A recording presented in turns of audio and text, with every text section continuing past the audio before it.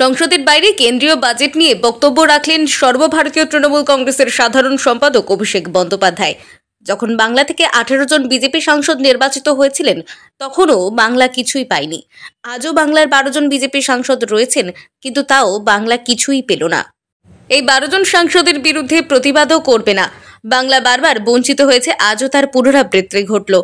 শুধুমাত্র বিহারে এই বছর নির্বাচন রয়েছে বলে বিহারের জন্য সবকিছু করা হয়েছে।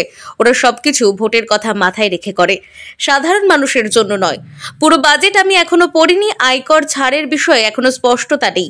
আগে সম্পূর্ণ বাজেট পড়তে হবে, তারপর আমি যা বলার বলবো। এই বাজেটে সাধারণ মানুষের জন্য কিছুই নেই। ওরা পুরোপুরি বিহারের জন্য বাজেট ঘোষণা করেছে, কারণ সেখানে নির্বাচন আসন্ন। ওরা যা দেওয়ার সবকিছু বিহারকেই দিয়েছে। আগের বাজেটেও সব সুবিধা দেওয়া হয়েছিল অন্ধ্রপ্রদেশ ও বিহারকে। এখন অন্ধ্রপ্রদেশের নির্বাচন হয়ে গেছে, তাই ওরা বিহারের দিকে মন দিয়েছে। বিজেপি সরকার আসার পর থেকে বাংলা কিছুই পায়নি। এবারের বাজেটেও সেই একই ঘটনা ঘটেছে। এটি অত্যন্ত দুর্ভাগ্যজনক।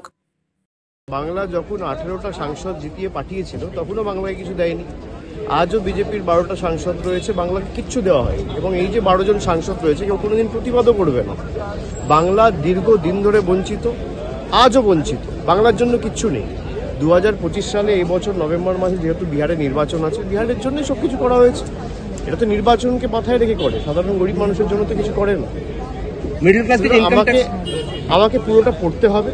মিডল ক্লাসে উনি ইনকাম ট্যাক্স রিবেটের যে কথাটা বলেছেন, ওখানে আবার বলেছেন যে 4 থেকে 8 লাখের জন্য 10%, 8 থেকে 12 লাখের জন্য 20%, 20 থেকে 30 লাখের জন্য 25%। একটা অস্পষ্ট জায়গা রয়েছে, আমাকে পড়তে হবে, তারপর আমার যা বলো না আমি বলবো। आम आदमी के लिए कुछ नहीं है, क्योंकि आपको पता है कि इस साल बिहार में चुनाव है।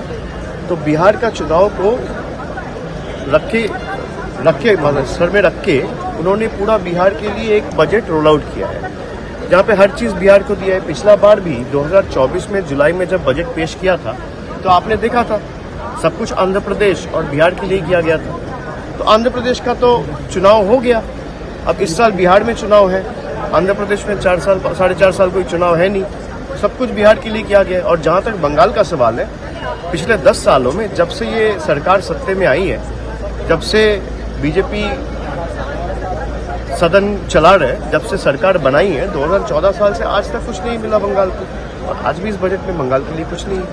ये दुखद है, अनफॉर्चुनेट।